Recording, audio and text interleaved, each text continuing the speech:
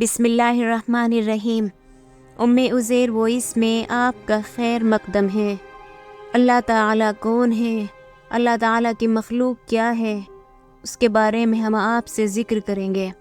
قرآن مجید کا مقصد معلوم ہونے کے بعد تمہارے دل میں یہ خیال آتا ہوگا کہ اللہ تعالیٰ کون ہے۔ سنو، اس کی ذات کا سمجھنا تو عقل کا کام نہیں ہے۔ اللہ تعالیٰ نے اپنے متعلق قرآن مجید میں فرمایا، اللہ تعالیٰ ایک ہے اور وہی عبادت کے قابل ہے۔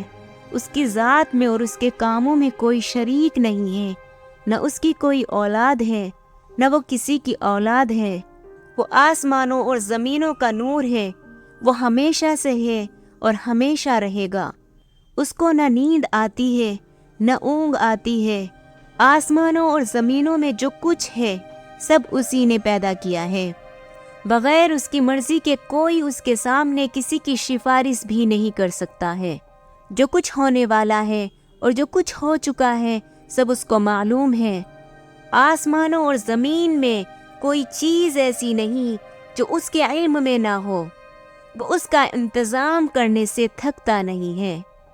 آسمانوں اور زمین میں جو چیز ہے وہ اس کی تعریف اور پاکی بیان کرتی ہے۔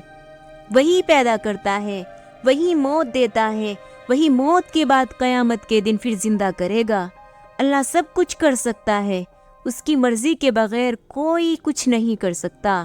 جہاں کہیں ہم ہوتے ہیں وہ ہمارے ساتھ ہوتا ہے، وہ ہمارے دلوں کی بات بھی جانتا ہے۔ وہی ہم سب کو رزق دیتا ہے، جس کو چاہے تھوڑا دے، جس کو چاہے بے حساب دے۔ سب اس کے اختیار میں ہیں۔ جسے چاہے سلطنت دے، جس کی چاہے سلطنت چھین لے، جسے چاہے عزت دے، جسے چاہے ذلت دے۔ دین و دنیا کی سب بھلائیاں اسی کے ہاتھ میں ہے۔ وہی اولاد دیتا ہے، جسے چاہے بیٹے دے اور جسے چاہے بیٹیاں، جسے چاہے دونوں دے اور جسے چاہے کچھ نہ دے۔ وہ کسی کو بھلائی دینا چاہے تو کوئی اس کو بدل نہیں سکتا، اور جو تکلیف کا مستحق ہوتا ہے اسے بدلنے والا بھی کوئی نہیں ہے۔ اسی نے آسمان، سورج، چاند، تارے، زمین اور ان کے درمیان جو کچھ بھی ہے سب کو ہماری خدمت پر لگا دیا ہے۔ اسی نے ہماری اچھی اچھی صورتیں بنائی ہیں۔ اسی نے ہم کو اس لیے پیدا کیا ہے کہ اس کی عبادت اور فرما برداری کریں۔ اس نے حضرت محمد مصطفیٰ صلی اللہ علیہ وسلم کو اپنا آخری نبی بنا کر بھیجا، اور حضرت محمد مصطفیٰ صلی اللہ علیہ وسلم پر اپنا آخری کلام قرآن مجید نازل فرمایا کہ میں اس کی حفاظت کروں گا۔